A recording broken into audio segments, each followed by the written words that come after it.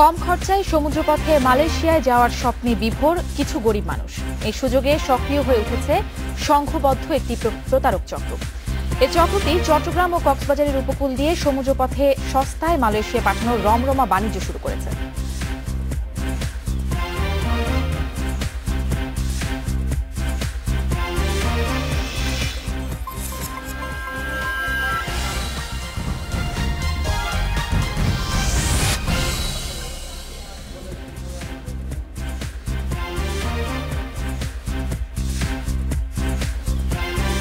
স্বাগত সবাইকে। রাত ৯টায় বাংলাদেশে আজ থাকছে সমুদ্রপথে অবৈধ শ্রম বাণিজ্য নিয়ে বিশেষ প্রতিবেদন। এছাড়াও দেশ বিদেশের নানান খবরাখবর নিয়ে আপনাদের সাথে আছি আমি শারমিন চৌধুরী। আর ব্যবসা বাণিজ্যের খবর জানাবো আমি মীর হাসান, আর পরে খেলার খবর জানাতে আমাদের সাথে যোগ দেবেন আহসানুর রহমান। বিস্তারিত খবরে যাবার আগে শুরুতেই জানিয়ে দেব শিরোনামগুলো। বেঁধে দেওয়ার সময়সীমা শেষ হলেও ঋণের টাকা ফেরত দেয়নি হলমার্ক, কাল সিদ্ধান্ত নেবে সোনালী ব্যাংক।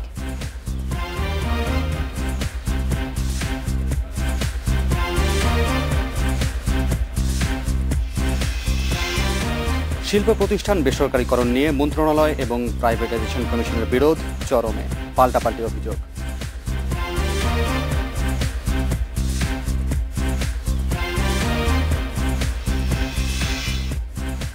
পর্দা উঠল আইসিসি ওয়ার্ল্ড টি-20 চতুর্থ আসরের, জিম্বাবুয়ের বিপক্ষে ব্যাট করছে শ্রীলঙ্কা।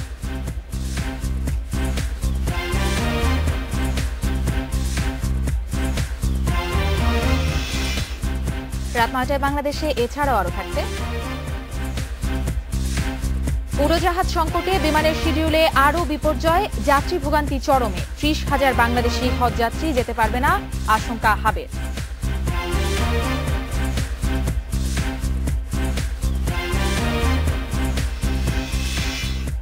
এবং বিশ্বব্যাংক ফিরে এলেও বর্তমান সরকারের সময়ে পদ্মা সেতুর কাজ শুরু করা সম্ভব নয়, ছুটির বিষয়টি গৌণ, দাবি ডক্টর মশিউরের।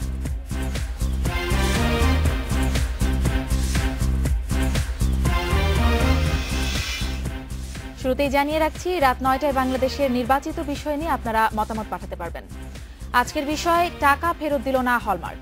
মতামত পাঠানোর জন্য আপনার মোবাইলের মেসেজ অপশনে গিয়ে টাইপ করুন RAAT রাত, এরপর নাম ও মতামত লিখে পাঠিয়ে দিন ১৬২৩২ নম্বরে। ইমেইল ও ফেসবুকে আপনারা মতামত পাঠাতে পারেন। ইমেইল করুন রাত9টা@independent24.tv। ফেসবুকে মতামত পাঠান facebook.com/রাত9টা। আপনার মূল্যবান মতামত আমরা তুলে ধরব রাত ৯টায় বাংলাদেশে। চলে যাচ্ছি পুরো খবরে।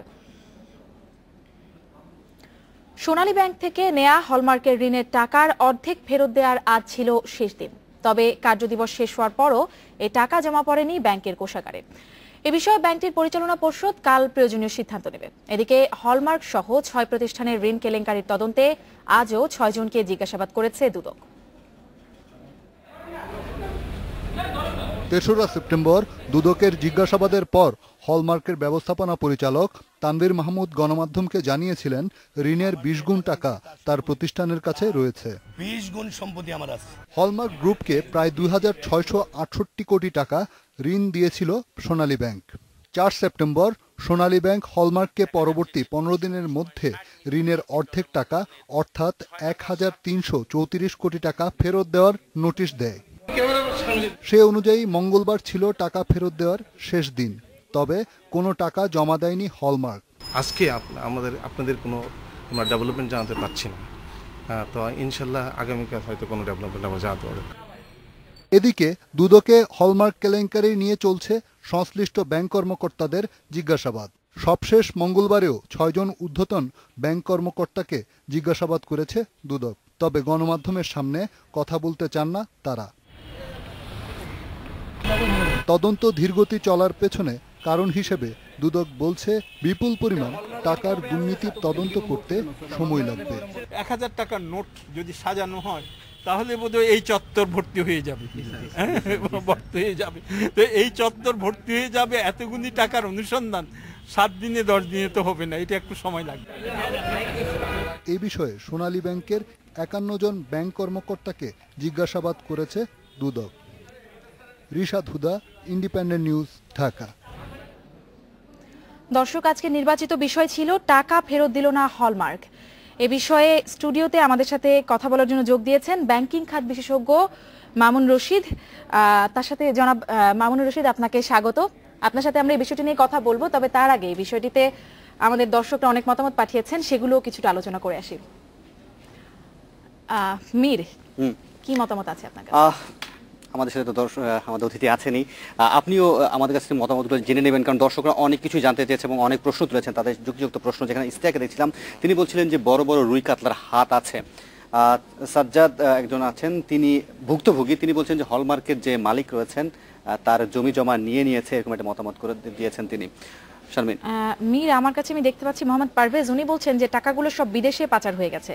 ইমদাদ বলছেন এই টাকা মনে হয় তাদের বাবার সম্পত্তি। আসলে একটু মানে ব্যক্তিগত মতামত ওনার, অবশ্যই তাদের ব্যক্তিগত মতামত। এরকম আরো বেশ কিছু মতামত দেখছি, সবগুলোই আসলে খুব আক্রোশ থেকে মনে হয় বলা হয়েছে। তারা এই ব্যাপারটা নিয়ে সবাই খুব উদ্বিগ্ন, সেটা তাদের মতামতে স্পষ্ট হয়ে আছে। ব্যাংকিং খাতে এটা বলা হচ্ছে বড় ধরনের কেলেঙ্কারি। যাই হোক, এই দর্শকদের মতামত, পাশাপাশি আমরা মামুন রশিদের কাছ থেকে আমরা জানতে চাই, আপনি প্রশ্নটা প্রথমটা করে ফেলেন। জনাব মামুন রশিদ, আমরা তো আমাদের প্রতিবেদনটি থেকে নিশ্চয়ই দেখেছেন, আপনিও প্রতিবেদন থেকে আমরা জানলাম যে আজকে যে 15 দিন নির্ধারিত সময় ছিল তার শেষ দিন ছিল, তো আজকেও হলমার্ক টাকা ফেরত দেয়নি, মানে শেষ দিনে টাকা ফেরত দিল না। তো এই পরিস্থিতিতে ব্যাংক কর্তৃপক্ষের করণীয় কি? এটা তো ব্যাংক কর্তৃপক্ষের করণীয়, জিনিসটা হচ্ছে খুবই একটা হাইপড আপ সিচুয়েশন। আপনি তো আপনাদের দর্শকদের প্রশ্নের ধরন দেখে বুঝতে পেরেছেন, স্বাভাবিকভাবে সবাই ক্ষুব্ধ। বাট ব্যাংক কিন্তু এভাবে চলে না সাধারণত। হঠাৎ করে আনলেস হলমার্কের কাছে কত টাকা পাবে সেটা হলমার্ক স্বীকৃতি করতে হবে, স্বীকৃতি দিতে হবে হলমার্কের। তারপরে কত সিকিউরিটি শর্টফল আছে, কত টাকা ওভারডিউ, ডিউ মানে ওভারডিউ না, ওভারডিউ না হওয়া পর্যন্ত হলমার্ক কিন্তু টাকাটা দেওয়ার জন্য তার সময় আছে। সেই ক্ষেত্রে স্বীকৃত ব্যাংকিং পদ্ধতিতে যেটা বলা হয় যে হলমার্কের সাথে সোনালী ব্যাংকে একটা চুক্তিতে যেতে হবে, হলমার্ক তার পুরো টাকার দায়টা স্বীকার করেছে কিনা, দ্বিতীয় হচ্ছে যে কোনো সিকিউরিটি শর্টফল রয়েছে কিনা, তৃতীয় হচ্ছে হলমার্কের সাথে একটি এগ্রিমেন্ট কিংবা চুক্তিতে যেতে হবে, চুক্তিতে গিয়ে বলতে হবে যে হলমার্ক টাকাটি কিভাবে ফেরত দিবে। তো সেই ক্ষেত্রে 15 দিন যেটা হচ্ছে সেটা হাইপটাপ সিচুয়েশনের আঙ্গিকই করা হয়েছিল যে 15 দিনের মধ্যে দিয়ে দিব, কিংবা হলমার্কের তানভীর মাহমুদ বলেছিলেন যে আমার 20 গুণ সম্পত্তি রয়েছে। আপনি যে প্রসঙ্গটি তুললেন সেই সূত্র ধরে বলি যে তাহলে কি ব্যাংক কর্তৃপক্ষের মামলা করা উচিত ছিল না? আমরা দেখেছি যে ব্যাংক কর্তৃপক্ষ এখন পর্যন্ত মামলাও করেনি। ব্যাংকিং পদ্ধতিতে যেটা বলা হয়, ব্যাংক মামলাটি হচ্ছে লাস্ট রিসোর্ট বলা হয়। তার আগে মামলা করার জন্য আমার যে ঋণ রয়েছে, ঋণের পরিমাণ রয়েছে, বরাদ্দকৃত ঋণ রয়েছে, সেটি আদায়যোগ্য ঋণ রয়েছে, সেটি আমাকে সিকিউর করতে হবে। সিকিউর করার জন্য হচ্ছে মর্টগেজ কিংবা লিয়েন করা, যেটা হলমার্কের সাথে কাজ করে ইতিমধ্যে শুরু করে দেওয়া উচিত ছিল।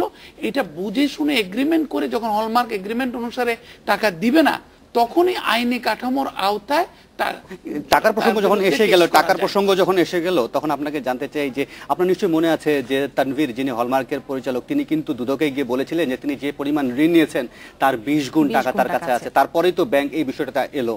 তাহলে সে যখন বলছে যে তার কাছে টাকা 20 গুণ আছে, তাহলে আদায় করতে এত ব্যাংকিং পলিসির মধ্যে, এত নিয়ম কানুনের মধ্যে যাওয়ার বিষয়টা কি একটু জটিল হয়ে গেল? ওটা জোর করে আদায় করা যায় না। জিনিসটা হচ্ছে আমি আপনাকে যেটা দিয়েছি, আমি যদি টাকাটা না দেই, আপনি টাকা তো অনিয়ম করে নিয়েছিল না? মাত্র অনিয়মটা প্রমাণিত হয়নি, অনিয়মটা আমরা বলছি। এখন তো দুদকের চলছে, ইনভেস্টিগেশন চলছে।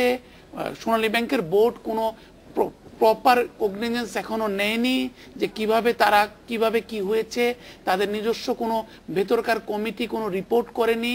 এগুলো অনেকগুলো কিছু জিনিস কিন্তু বাকি রয়ে গেছে, যেগুলো হচ্ছে সমস্ত abrupt comment from central bank. Dudok cognizance নিয়েছে। দুদক যদি এখন যেহেতু দুর্নীতি দমন কমিশনের একটা বিচারাধীন আছে বিষয়গুলো, ইনভেস্টিগেশন, এখন কিন্তু হঠাৎ করে আমরা কিন্তু আইন প্রয়োগ করতে পারি না। জনাব মামুন, সোনালী ব্যাংক কর্তৃপক্ষের কি কোনো গাফিলতি ছিল? আর যদি থেকে থাকে তাহলে তাদের বিরুদ্ধে কেন ব্যবস্থা নেওয়া হচ্ছে না? দরকার ছিল কি? তাদের বিরুদ্ধে ব্যবস্থা নিতে গেল এখন যদি দুর্নীতি দমন কমিশনের জিনিসটা রেফার হয়েছে, সোনালী ব্যাংক যেহেতু সরকারি প্রতিষ্ঠান এবং ব্যাংকিং আইনের আওতাধীন, সুতরাং তাকে ওই প্রথা মেনেই, এটা দুঃখজনক। রাষ্ট্রায়ত্ত ব্যাংকের কিন্তু চেয়ারম্যানদের আবার মেয়াদ বাড়ানো হয়েছে, সেক্ষেত্রে সোনালী ব্যাংকেরও আপনার নিশ্চয়ই মনে আছে, সেখানেও কিন্তু খুব একটা ব্যবস্থা নিতে দেখিনি আমরা। এটা তো ব্যর্থতা রয়েছেই সরকারের। এটা নিয়ে ব্যাপক আলোচনা হচ্ছে, ওই যে পরিচালকরা রাজনৈতিকভাবে রাজনৈতিক বিবেচনায় তাদেরকে নির্বাচিত করা হচ্ছে, কেন্দ্রীয় ব্যাংকের পক্ষ থেকে নজরদারিতে গ্যাপ ছিল, অর্থ মন্ত্রণালয়ের সাথে মানে কেন্দ্রীয় ব্যাংকের টানাপোড়েন চলছিল, এবং সর্বোপরি ইনল্যান্ড বিল পারচেজ এটাকে নিয়ে কোনো ধরনের কাঠামো কিংবা ডিরেকশন কেন্দ্রীয় ব্যাংক থেকে নেই, এবং ব্যাংকের মধ্যেও আমরা দেখেছি ব্যাপক ব্যর্থতা। জনাব মামুন রশিদ, আমাদের সময় একদম শেষ। আপনাকে আমাদের সাথে স্টুডিওতে এসে যোগ দেওয়ার জন্য অসংখ্য ধন্যবাদ। চলে যাচ্ছি বিমানের শিডিউল বিপর্যয় প্রসঙ্গে। টানা 3 দিনের শিডিউল বিপর্যয়ে যাত্রী ভোগান্তি চরম পর্যায়ে পৌঁছেছে শাহজালাল আন্তর্জাতিক বিমানবন্দরে। ঘন্টার পর ঘন্টা বসে থেকে গন্তব্যে যেতে না পেরে ক্ষোভ প্রকাশ করেছেন যাত্রীরা। বিমান কর্তৃপক্ষ বলছে 24শে সেপ্টেম্বরের আগে এই অবস্থার উন্নতি সম্ভব নয়। বেশি যাত্রী ধারণ ক্ষমতা সম্পন্ন ভাড়া করা একটি বিমান আসার পরই এই অবস্থার উন্নতি হবে। সোমবার শুরু হওয়া হজযাত্রী পরিবহন কার্যক্রমে বিমানের বড় উড়োজাহাজগুলো ব্যবহার করা হচ্ছে, আর নিয়মিত গন্তব্যে তুলনামূলক ছোট উড়োজাহাজ ব্যবহার করছে বিমান বাংলাদেশ এয়ারলাইন্স। এমন অবস্থায় ঘন্টার পর ঘন্টা বিমানবন্দরে বসে থেকেও গন্তব্যে যেতে না পেরে বিক্ষুব্ধ সাধারণ যাত্রীরা। মঙ্গলবার সকাল থেকে বিমানের 8টি ফ্লাইট বিভিন্ন গন্তব্যে ছেড়ে যাওয়ার কথা ছিল, তবে উড়োজাহাজ সংকটে এর সবগুলো ফ্লাইটেরই সময়সূচি পরিবর্তন করতে বাধ্য হয়েছে বিমান। এই 8টির মধ্যে বিকেল পর্যন্ত মাত্র 3টি ফ্লাইট ঢাকা ছেড়ে যেতে পেরেছে। বাকিগুলোর ছেড়ে যাওয়া নিয়ে চরম অনিশ্চয়তা থাকায় যাত্রীদের দীর্ঘ অপেক্ষায় থাকতে দেখা যায় বিমানবন্দরে। সকালে বলতেছে দুপুরে, এই বলতেছে 11:30, আবার বলে 12:30, কালকে সারা রাত এইভাবে কাটাচ্ছে, এবং আজকে বলছে সকাল 8টায় থাকতে, 8টায় শেষ হচ্ছে, এখন বলতেছে আবার রাত্র 8টায়। ফ্লাইটগুলো চেঞ্জ করুন রাখবো, এই সমস্ত কথা কয় না। খানা নাই, পিনা নাই, রাতে শোয়া নাই, কিছু নাই। বেসামরিক বিমান বিশেষজ্ঞরা বলছেন বিশেষ সেবা দিতে গিয়ে নিয়মিত সেবাই দিতে পারছে না বিমান। নিয়মিত সেবায় বড় ধরনের এই বিপর্যয়ে বিমানের যে ক্ষতি হচ্ছে তার প্রভাব কাটিয়ে ওঠা সহজ হবে না। যে পদক্ষেপটা বিমান এবারে নিয়েছে হজ যাত্রীদেরকে পরিবহনের জন্য, তাদের শিডিউল অপারেশন বন্ধ রেখেছে, এবং কয়েকটি বড় বড় রুটে যেখানে বিমান অনেক দিন ধরে চলাচল করছে সেই সব রুটগুলো বন্ধ করে বিমান যে এই হজ অপারেশন চালু করছে, এইটা কিন্তু এই ধরনের উদ্যোগ আমরা খুব নজিরবিহীন। এদিকে ফ্লাইট বিপর্যয়ে দুঃখ প্রকাশ করলেও বিমান কর্তৃপক্ষ জানিয়েছে 24শে সেপ্টেম্বরের আগে এর সমাধান করা সম্ভব নয়। প্রধান কারণ হচ্ছে আমাদের একটা ভাড়া করা প্লেন ছিল 747, এই লিজ এয়ারক্রাফটটা 20 তারিখ পর্যন্ত অপারেট করার কথা ছিল, এবং সেভাবেই সব প্ল্যান ছিল কোন রুটে কোন সেক্টরে কবে অপারেট করবে 20 তারিখ পর্যন্ত, কিন্তু সেটা বেশ কয়েকদিন আগেই মাস্কাট ফ্লাইট নিয়ে যাওয়ার পরে চলে গেছে, আর ব্যাক করে নেয়। জরুরি ভিত্তিতে 272 জন যাত্রী ধারণ ক্ষমতা সম্পন্ন একটি বিমান আনা হচ্ছে আগামী 23শে সেপ্টেম্বর। ভাড়া করা এই বিমানটি আসলে সংকট কেটে যাবে বলে আশা প্রকাশ করছেন বিমানের এই কর্মকর্তা। Independent news. উড়োজাহাজ সংকটে 30,000 বাংলাদেশি হজযাত্রী সৌদি আরবে যেতে পারবে না বলে আশঙ্কা প্রকাশ করেছে হজ এজেন্সিগুলোর সংগঠন হাব। সকালে রাজধানীর নয়াপল্টনে হাব কার্যালয়ে আয়োজিত এক সংবাদ সম্মেলনে এই আশঙ্কার কথা জানানো হয়। হাব নেতারা বলেন, হজ শিডিউল দেরিতে ঘোষণা করায় ও ফ্লাইট শিডিউলের কারণে অনেক যাত্রী নির্ধারিত সময়ে যেতে পারছে না। বাংলাদেশ বিমান, সৌদি এয়ারলাইন্স ও নাস এয়ারলাইন্স, এই 3টি এয়ারলাইন্স সর্বোচ্চ 30,000 যাত্রী প্রথম 10 দিনে বহন করতে পারবে। সেক্ষেত্রে বাকি 30,000 যাত্রীর জন্য অতিরিক্ত এয়ারলাইন্সের ব্যবস্থা করার দাবি জানিয়েছে হাব।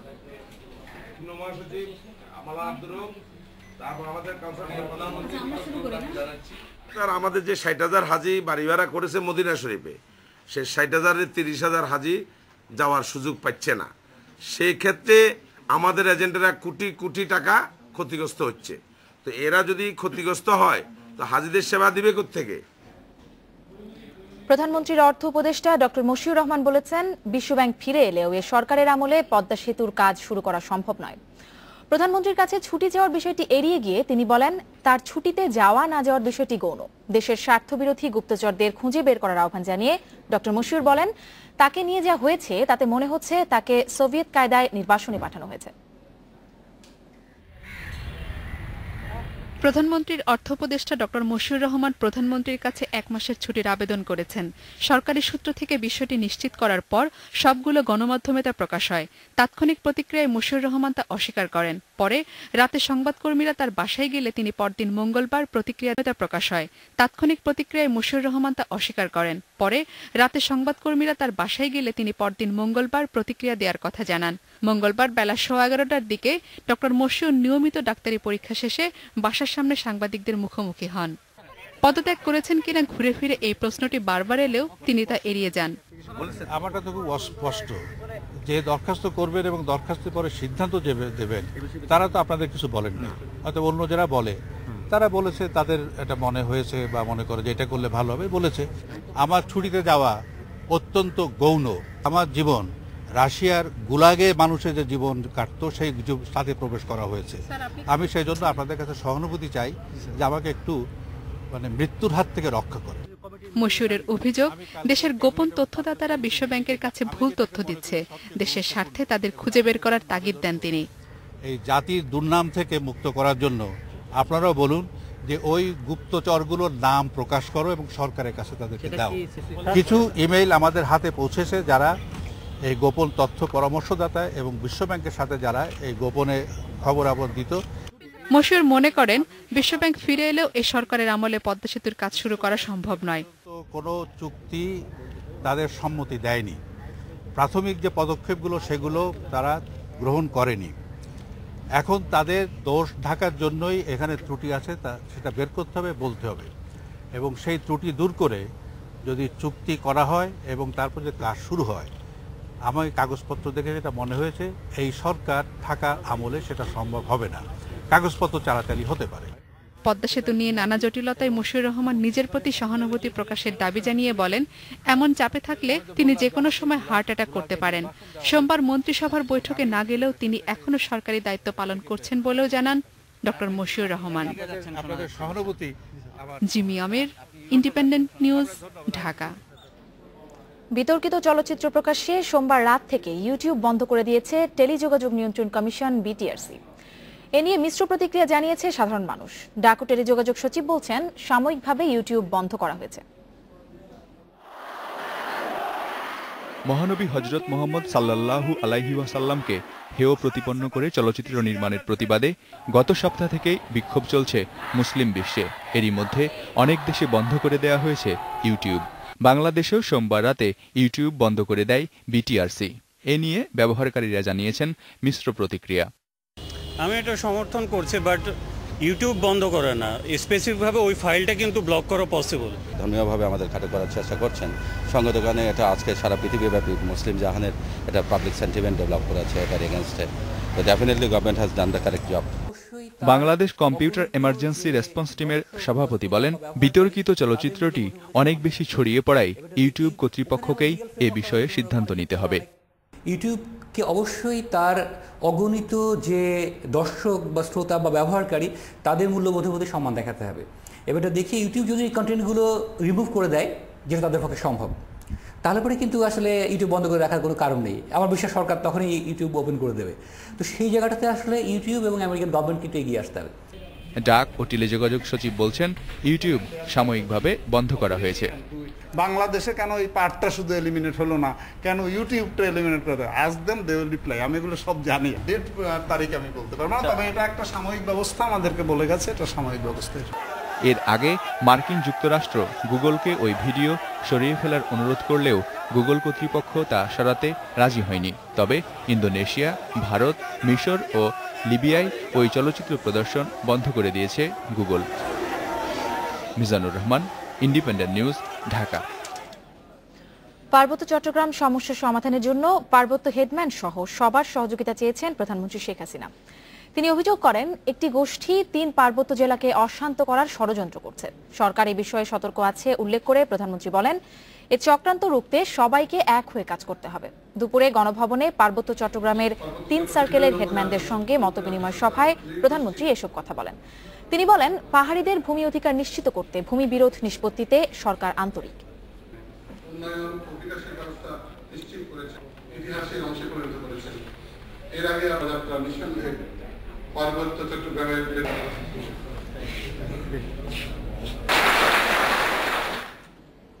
দালালের মাধ্যমে লোকজন এনে চট্টগ্রাম ও কক্সবাজারের উপকূল দিয়ে সমুদ্রপথে সস্তায় মালয়েশিয়া পাঠানোর রমরমা বাণিজ্য শুরু করেছে সংঘবদ্ধ একটি প্রতারক চক্র।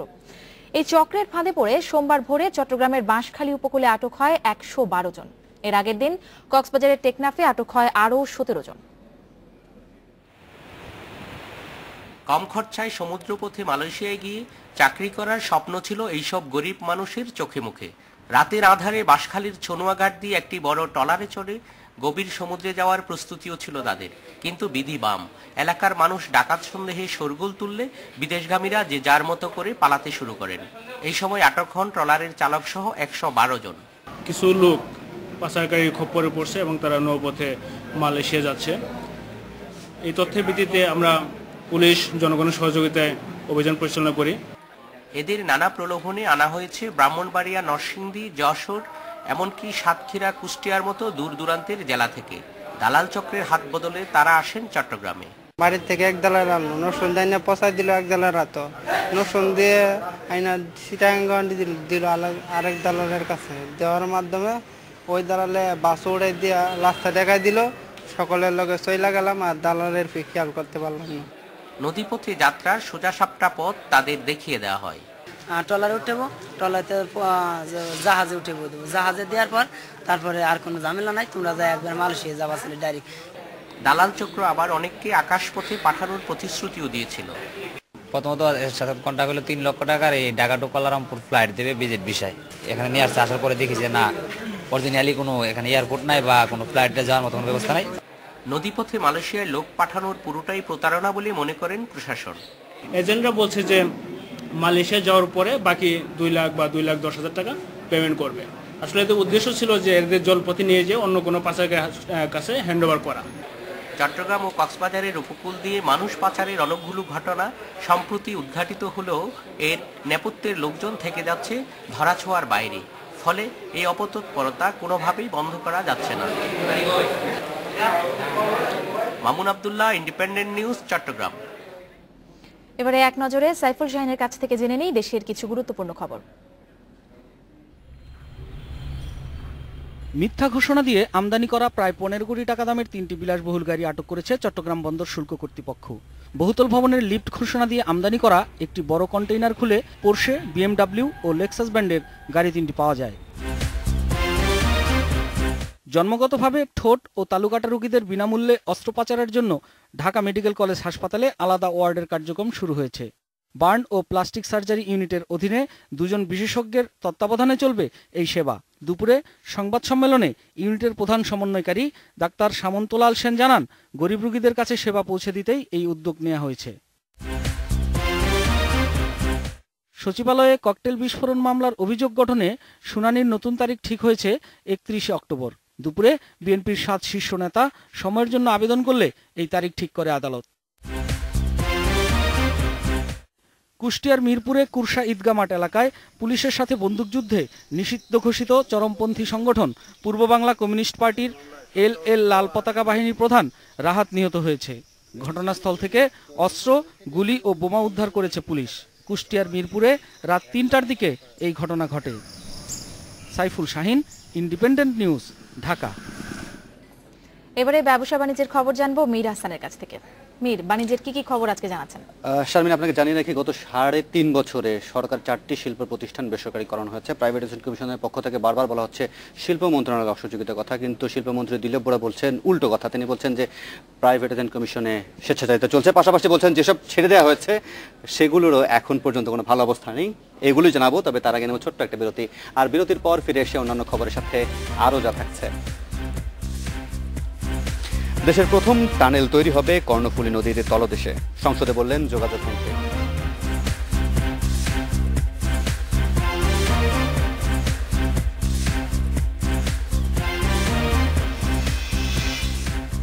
আইন শৃঙ্খলা পরিস্থিতির অবনতি এবং ছিনতাই বেড়ে যাওয়ায় নিরাপত্তাহীনতায় ভুগছেন নারায়ণগঞ্জের পোশাক শ্রমিকরা।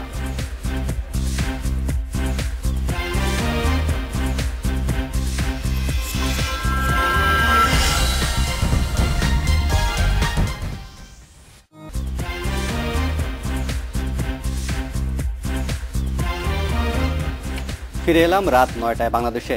দর্শক মতামত জানাবো আপনাদের। আজ নির্ধারিত বিষয় ছিল টাকা ফেরত দিল না হলমার্ক। এই বিষয়ে আপনাদের মতামত জানতে চেয়েছিলাম। ইতিমধ্যে আমাদের কাছে আরও কিছু মতামত চলে এসেছে, যেগুলো তুলে ধরবো আমার সহকর্মী শারমিনের সাথে। শারমিন, কি কি মতামত এসেছে এখন পর্যন্ত? হ্যাঁ মীর, আমি দেখতে পাচ্ছি যে শ্রমিক লিখেছেন কিছু বলার মতো মানসিকতা নেই, ঘটনাটা আমাদের জন্য চরম একটা শিক্ষা। রহমান মিজান বলছেন 4,000 কোটি টাকা তো বেশি টাকা নয়, এই টাকাগুলোর তেমন দরকার নেই, হলমার্ককে মাফ করে দিয়েছে সরকার। তিনি মনে হয় এই ঋণ কেলেঙ্কারির ঘটনায় অর্থমন্ত্রী প্রথম দিকে যেমনটি বলেছিলেন যে এই পরিমাণ অর্থ আসলে কোনো অর্থই না, হয়তো অর্থমন্ত্রী এই কথার জন্য ক্ষমা চেয়েছেন, কিন্তু তিনি হয়তো এর প্রেক্ষিতেই এটি বলেছেন। বাড়ি যিনি যে খুদে বার্তাটি পাঠিয়েছেন তিনি এখন বলছেন যে দেশ এখন টাকাওয়ালাদের হাতে জিম্মি হয়ে গেছেন। তুফান বলছেন যে যেসব সরকারি কর্মকর্তা হলমার্ককে অনিয়ম করে টাকাগুলো দিয়েছে তাদেরই এখন উচিত সেসব টাকা ফেরত দেওয়ার। আর আলামিন রাসেল তিনি বলছেন যে হলমার্কের কর্মকর্তাকে গ্রেফতার করার কথা বলছেন, পাশাপাশি বলছেন যে সম্পত্তি বাজেয়াপ্ত করার কথা। আপনার কাছে আর কি মতামত আছে আরটি জানবো। বিজয় বলছেন যে সরকারের সহযোগিতা ছাড়া এটা কি করে সম্ভব হলো, এই টাকা আদায় হবে না, তার মতামত তিনি জানিয়েছেন আসলে এভাবে করে।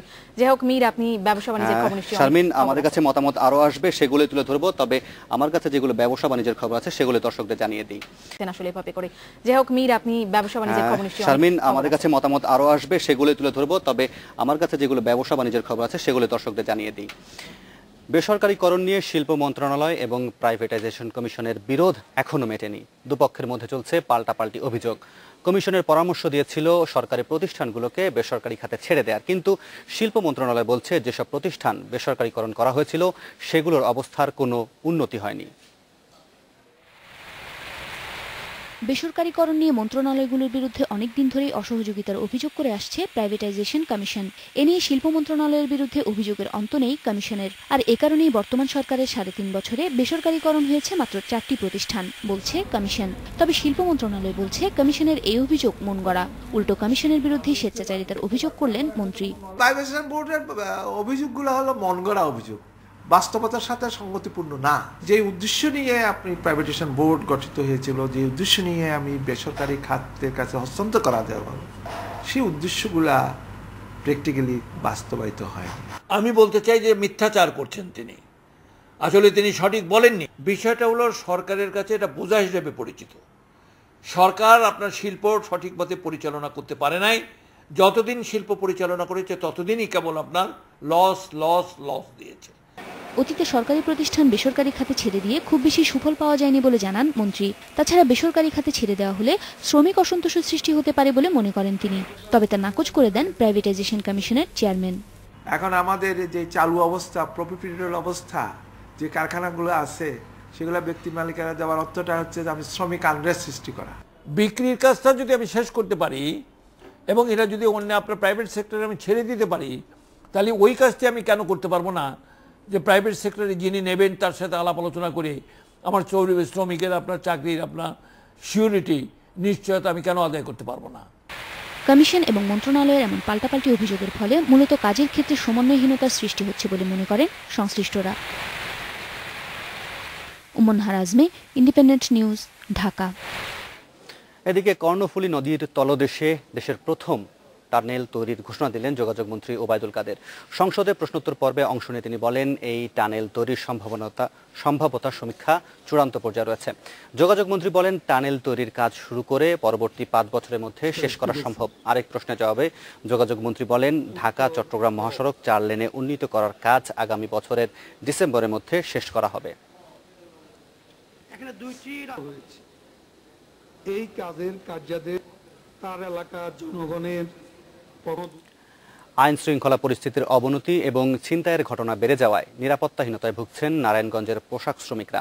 নিরাপত্তার দাবিতে এরই মধ্যে সিদ্ধিরগঞ্জে সড়ক অবরোধ কর্মসূচি পালন করেছেন তারা। নারায়ণগঞ্জের পোশাক শ্রমিকদের অভিযোগ, সিদ্ধিরগঞ্জ এলাকায় প্রতিনিয়তই ঘটছে চুরি, ডাকাতি ও ছিনতাইয়ের ঘটনা। ছিনতাইকারীর কবলে পড়ে এক পোশাক শ্রমিক নিহত হয়েছে এমন গুজব ছড়িয়ে পড়লে গত রোববার উত্তাল হয়ে ওঠে এই এলাকা। প্রতিবাদে ঢাকা চট্টগ্রাম মহাসড়কের শিমরাইল ও কাঁচপুর পয়েন্টে অবরোধ করে আদমজী ইপিজেডের কয়েক হাজার শ্রমিক। কাজ শেষে বাসায় ফেরার পথে প্রায় রাতে ছিনতাইয়ের কবলে পড়েন এখানকার শ্রমিকরা। তাদের অভিযোগ, স্থানীয় প্রশাসনকে জানিয়েও এর কোনো প্রতিকার পাননি তারা। মাঝে মাঝে যায় ঘুরে রাতে টল দেয়, দিনে টল দেয়, র্যাবেরা টল দেয়, র্যাবেরা টল দেয়, সবাই টল দেয়। এখন যদি আপনি টল দিতে হ্যান্দা ওই আকাম করে দিতে থাকে। পুলিশে যান না, কোনো পেপারও দেয় না, কোনো খবরও দেয় না, মানে কেউ কিছু জান না। এবার ঘটনা ঘটতেছে, পুলিশে বা সরকারে আর কোনো ব্যবস্থাই নিতেছে না। পুলিশ বলছে ছিনতাই প্রতিরোধ সহ এলাকার আইনশৃঙ্খলা পরিস্থিতি তাদের নিয়ন্ত্রণে আছে। তারপরও নিরাপত্তার ধোঁয়া তুলে একটি চক্র পরিকল্পিতভাবে পোশাক শিল্পে অস্থিরতা সৃষ্টির চেষ্টা চালাচ্ছে। যে একটা চিন্তা হয়েছে, আমরা একটা ছিনতাইকারী গ্রুপকে 6 জনকে তাদের দলনেতা সহ কিন্তু ইতিমধ্যে গ্রেফতার করেছি, আর যারা আছে তাদের অচিরেই ধরা হবে। এই ধরনের আমাদের প্রচেষ্টা অব্যাহত আছে। মানুষের মধ্যে একটা অস্থিরতা সৃষ্টি করে সেটাকে ফায়দা লুটার জন্য একটা কাজ করা হয়েছে। নারায়ণগঞ্জের পোশাক কারখানার শ্রমিকরা তাদের নিরাপত্তা ও কাজের সুষ্ঠু পরিবেশের দাবি জানিয়েছেন। Independent news. বাংলাদেশের সুনামগঞ্জ ও কুড়িগ্রামে রয়েছে দুটি সীমান্ত হাট। এরই মধ্যে সুনামগঞ্জের সীমান্ত হাটটি জমে উঠলেও জমছে না কুড়িগ্রামের সীমান্ত হাট। সুনামগঞ্জ সদর উপজেলার ডলুরা ও ভারত মেঘালয় রাজ্যের বালাট এলাকার 0 পয়েন্টে শুরু হয়েছে সীমান্ত হাট। দুই দেশের 50টি দোকানে সীমান্তবর্তী 5 কিলোমিটার ভেতরের ব্যবসায়ী ও সাধারণ মানুষ কেনাকাটা করতে পারে। সীমান্ত এলাকার লোকজন কৃষি পণ্য, হস্তশিল্প সহ নিত্য প্রয়োজনীয় দ্রব্য কেনাবেচা করছে এখান থেকে। চোরাচালানি ছিল, এগুলো বন্ধ হইতেছে। আর এলাকার যত শাকসবজি আছে, সম্পূর্ণ শাকসবজি আমরা উচ্চপদে বিক্রি করতে পারতেছি। আমাদের শাকসবজি আমরা বাংলাদেশে যে পয়সা বিক্রি করি এর চেয়ে ডাবল পয়সা আমরা এখানে বিক্রি করতে পারতেছি। সুনামগঞ্জ চেম্বার অফ কমার্সের সহসভাপতির দাবি করলেন সপ্তাহে 2 দিন সীমান্ত হাট চালু রাখার। সপ্তাহে বর্ডার হাটটা একদিন চালু না রেখে সপ্তাহে 2 দিন করলে লোকজনের খুবই উপকৃত হবে, কেননা একদিন বাজার করে 7 দিন চালানো যায় না। এই হাটের কারণে দুদেশের সীমান্তবর্তী মানুষ উপকৃত হচ্ছে বলে অন্যান্য সীমান্ত এলাকায় হাট চালু করা যেতে পারেও বলে জানালেন বাংলাদেশ বর্ডার গার্ড কর্মকর্তা। বাংলাদেশের অন্যান্য এলাকাও যদি এভাবে বর্ডার হাট চালু করা হয়, আমি মনে করি যে সেই এলাকার সীমান্তের দুই পাশে ভারত এবং বাংলাদেশের জনগণ উপকৃত হবে। এদিকে কুড়িগ্রামের রাজীবপুরে সীমান্ত হাট চালু হয়েছে 1 বছর আগে, তবে এখনো জমে ওঠেনি হাটটি। নানা বিধিনিষেধের কারণে কেনাবেচা করতে পারছে না ক্রেতা বিক্রেতারা। দুদেশের মধ্যে সম্পাদিত সমঝোতা স্মারক সংশোধনের দাবি জানিয়েছে স্থানীয়রা। Rabeya Basri, independent news. এই ছিল এখনকার ব্যবসা বাণিজ্যের আয়োজনে। এবার খেলার খবর জানবো আহসানুর রহমান শাওনের কাছ থেকে। শাওন, টি-20 তো পর্দা উঠলো, কি অবস্থা প্রথম খেলার? সবচেয়ে বড় মজার বিষয় যেটি সেটি হচ্ছে এই ধরনের ওয়ার্ল্ড টি-20 যে সিরিজ, সেখানে কোনো ধরনের উদ্বোধনী অনুষ্ঠান ছাড়াই শ্রীলঙ্কার হাম্মাটোটায় এই প্রথম ম্যাচটি দিয়ে শুরু হয়েছে পুরো আসর। তো প্রথম ম্যাচে শ্রীলঙ্কা টস হেরে ব্যাট করছে এবং অল্প কিছুক্ষণের ভিতরে হয়তো জিম্বাবুয়ের সামনে কোনো একটা টার্গেট পাওয়া যাবে। বাংলাদেশের খেলা কিন্তু এখনো শুরু হয়নি, তবে প্রস্তুত টাইগার বাহিনী, তারা এবার ভালো কিছু করে দেখাতে চায়। এছাড়া চ্যাম্পিয়ন্স লিগের আজকে থেকে পর্দা উঠবে। তো এই সব কিছু মিলিয়ে আরও বেশ কিছু খবর আছে আমার কাছে, সেগুলোই জানাবো। তবে তার আগে ছোট্ট একটা বিরতি নেব। একটা ছোট্ট বিরতি নিচ্ছি, যখন ফিরবো তখন আরও যা থাকছে। টি-20 চ্যালেঞ্জ নিতে প্রস্তুত টাইগাররা, শেষ 8 খেলার সম্ভাবনা উড়িয়ে দিচ্ছেন না মাশরাফি।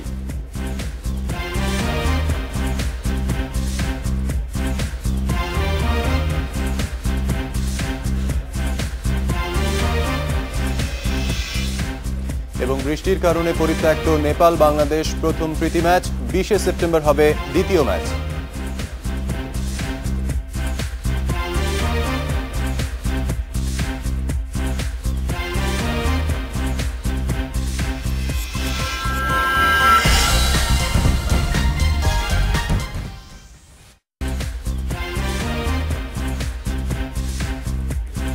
স্বাগত আরও একবার রাত 9টার বাংলাদেশে।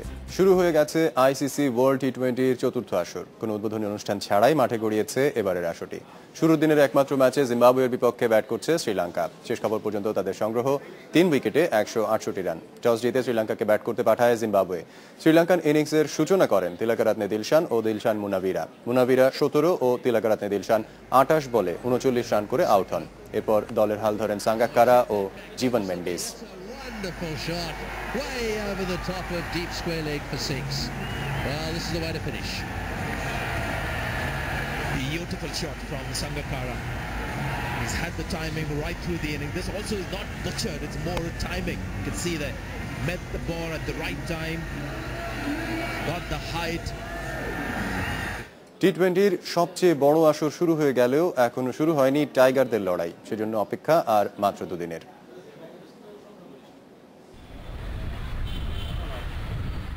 একের পর এক সফর শুরু হয়েছে সেই জুলাই থেকে।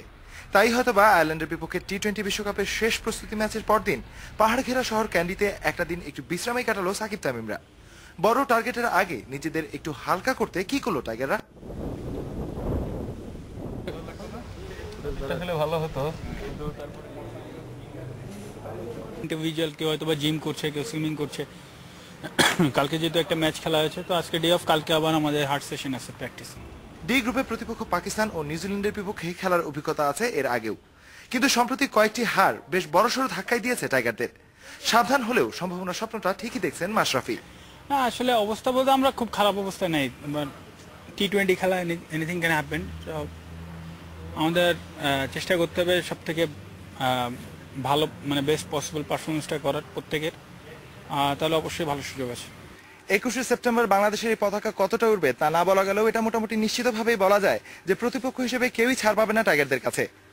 ইউরোপ সফর, ত্রিনিদাদ এন্ড টোবাগো সফরের পর নিজেদের দুর্বলতা কাটিয়ে এশিয়া কাপের মতোই আরও একটি জমজমাট টুর্নামেন্ট নিশ্চয়ই উপহার দিতে চাইবেন সাকিব তামিমরা। Syed Mustafa Shakib, Independent News, Kandy, Sri Lanka.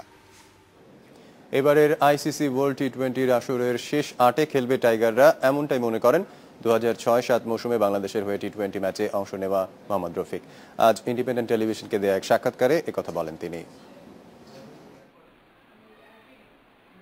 এদেশের ক্রিকেটের ইতিহাসে অনেকগুলি মাইলফলকের সাক্ষী তিনি। 1998 সালে কেনিয়ার বিরুদ্ধে ওয়ানডেতে প্রথম জয়ের নায়ক। আবার 2005 সালে জিম্বাবুয়ের বিপক্ষে প্রথম টেস্ট জয় করেছিল বাংলাদেশ, তার নেওয়া 5 উইকেটের উপর ভর করি। সেই রফিক ক্রিজে নামলেই 4 ছক্কার ধুমধাড়াক্কা ব্যাটিং। তবে দুঃখ হল তার সময় টি-20 বিশ্বময় এতখানি জনপ্রিয়তা পায়নি। ঢাকার দুঃসহ যানজট ছাড়ার পরে নিরিবিলি কেরানীগঞ্জের নিজ বাড়িতে এক সাক্ষাতে তিনি জানালেন প্রতিপক্ষ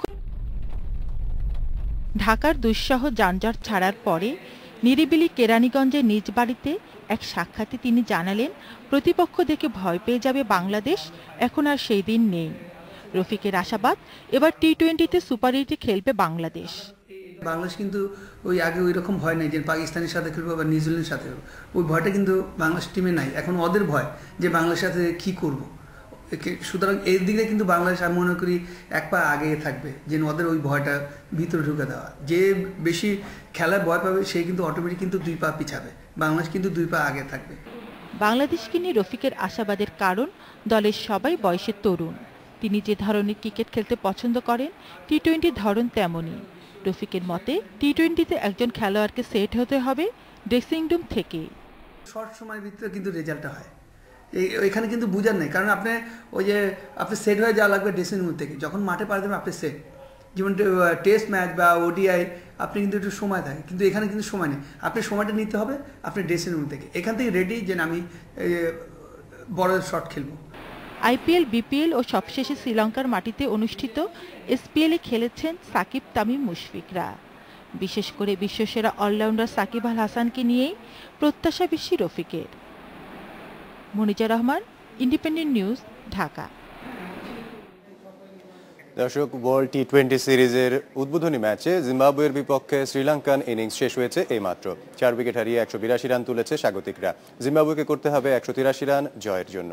চলে যাচ্ছি পরের খবরে, দেশের ফুটবলের খবর। বৃষ্টির কারণে পরিত্যক্ত হয়েছে বাংলাদেশ নেপালের প্রথম প্রীতি ম্যাচ। 20 সেপ্টেম্বর দ্বিতীয় প্রীতি ম্যাচে মুখোমুখি হবে এই দুই দল। কাঠমান্ডুর দশরথ স্টেডিয়ামে বাংলাদেশ সময় বিকেল 5:30টায় ম্যাচটি শুরু হওয়ার কথা থাকলেও টানা বৃষ্টিতে মাঠ খেলার অনুপযোগী হয়ে পড়ে। মাঠের পরিস্থিতির উন্নতি না হওয়ায় খেলা বাতিল করেন ম্যাচ কমিশনার। আজ থেকে শুরু হচ্ছে চ্যাম্পিয়ন্স লিগের নতুন মৌসুম, আর প্রথম দিনেই বড় ম্যাচে মুখোমুখি হচ্ছে রিয়াল মাদ্রিদ ও ম্যানচেস্টার সিটি। লা লিগা ও ইংলিশ প্রিমিয়ার লিগের 2 চ্যাম্পিয়নের এই লড়াই শুরু হবে আজ রাত 1:15টায়। চ্যাম্পিয়ন্স লিগের নতুন মৌসুমের প্রথম দিনেই মুখোমুখি রিয়াল মাদ্রিদ ও ম্যানচেস্টার সিটি। বিশ্বের 2 বড় ফুটবল লিগ লা লিগা ও ইপিএল এর 2 চ্যাম্পিয়নের লড়াইটা তাই উত্তাপ না ছড়িয়ে পারেই না। তবে মনোবলে ভাঙনের সুর বাজছে দু দলেই। প্রিমিয়ার লিগে প্রথম 4 ম্যাচের 2টিতে ড্র করেছে রবার্তো মানচিনির দল। সান্তিয়াগো বুর্নেবাউতে অ্যাওয়ে ম্যাচ খেলতে যাওয়া ম্যান সিটির কোচের কপালে ভাঁজ ফেলেছে ইনজুরি সমস্যাও। মিকা রিচার্ডস অ্যাঙ্কেল ইনজুরিতে ভুগছেন। এদিকে পাবলো জাবালে তার হ্যামস্ট্রিং ইনজুরিও মাথা ব্যথার কারণ হয়ে দাঁড়িয়েছে মানচিনি। গ্যালাক্টিকোস শিবিরে নেই ইনজুরি ভাবনা, কিন্তু লা লিগার বাজে পারফরমেন্স যে মরনিয়র গলায় কাটা হয়ে বিধে আছে। লিগের 4 ম্যাচে 2 হার ও 1 ড্র নিয়ে মাত্র 4 পয়েন্ট আছে ঝুলিতে। এ যেন ঠিক 10 বছর আগের গল্পেরই পুনরাবৃত্তি। সে বড় ভ্যালেন্সিয়ার সাথে ম্যাচ দিয়ে লিগ শুরু করা রিয়াল প্রথম 4 ম্যাচের 2টিতে হেরেছিল। পিছিয়ে পড়া গ্যালাক্টিকোস শেষ পর্যন্ত লা লিগা জেতেনি, তবে চ্যাম্পিয়ন্স লিগের সেই মৌসুমে ট্রফিটা উঠেছিল তাদেরই ঘরে। তাদের 9টি ইউরোপ সেরা ট্রফি, সেটাই ছিল 9 নম্বর। অদৃষ্টে বিশ্বাসী নন মরিনিও। হেতাফের কাছে হেরে কক্ষপথ হারানো দলটির যে ম্যান সিটির বিপক্ষে জয়টা বড্ড প্রয়োজন, তা এই পর্তুগিজের চেয়ে ভালো আর কে জানে। গতবার রিয়ালকে হারিয়ে ফাইনালে যাওয়া বায়ার্ন মিউনিখকে গ্রুপ স্টেজে 2-0 গোলে হারিয়ে নাস্তানাবুদ করেছিল ম্যান সিটি। ইতিহাস তাই ম্যান সিটির পক্ষেও আড়ালে কলকাঠি নাড়ছে। তবে ফুটবলটা মাঠেরই খেলা, যাতে ফুটবল নৈপুণ্যের সাথে ভাগ্যের উপরও নির্ভর করতে হবে দু দলকে। তাই বরন্ত ইন্ডিপেন্ডেন্ট নিউজ। আমার কাছে এখনকার মতো এই ছিল খেলার খবর। ফিরে যাচ্ছি রাত 9টা বাংলাদেশের মূল আয়োজনে শারমিনের কাছে। শাওন, আমার কাছে আরো খবর আছে এবং সেই সাথে আজকে নির্ধারিত বিষয় নিয়ে দর্শকদের পাঠানো মতামতগুলো তুলে ধরবো। তবে তার আগে একটি বিরতি নিচ্ছি, এরপর ফিরে এসে যা থাকছে। অস্কারের জন্য বাংলাদেশ থেকে মনোনয়ন পেল হুমায়ুন আহমেদের শেষ চলচ্চিত্র ঘেটুপুত্র কমলা।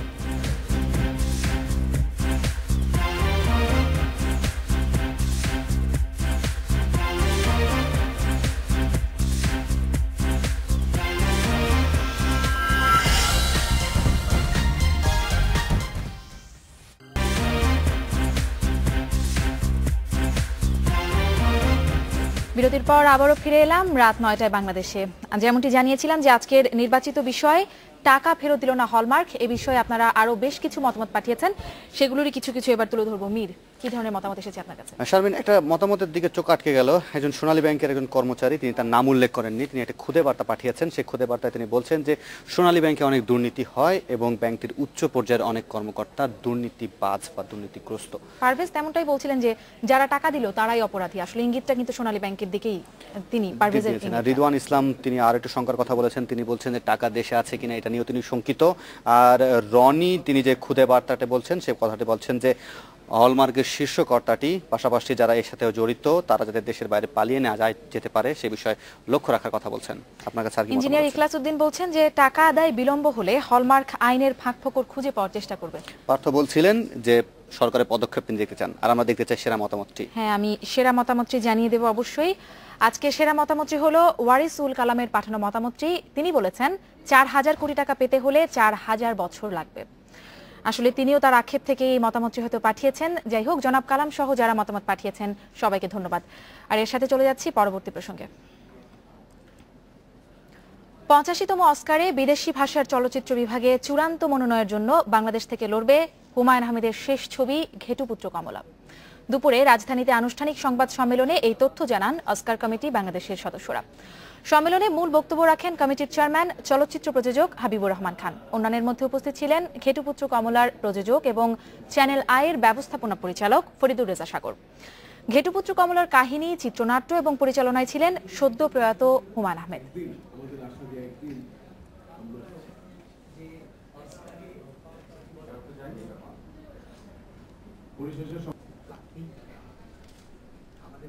যার জন্য প্রতি বছরই ওই নামগুলো রিশাফলড হয়। এই ছিল আজকে রাত 9টায় বাংলাদেশের আয়োজনে। শেষ করব ইরাকের শতবর্ষ পুরনো একটি রেসিপির কিছু ছবি দেখিয়ে। তার আগে আমরা বিদায় নিয়ে নিচ্ছি। দেশ বিদেশের নানান খবর সহ রাত 9টায় বাংলাদেশ নিয়ে কাল আপনাদের সামনে আবারও হাজির হব। আর সব সময় সবশেষ সংবাদ জানতে আমাদের সাথেই থাকুন।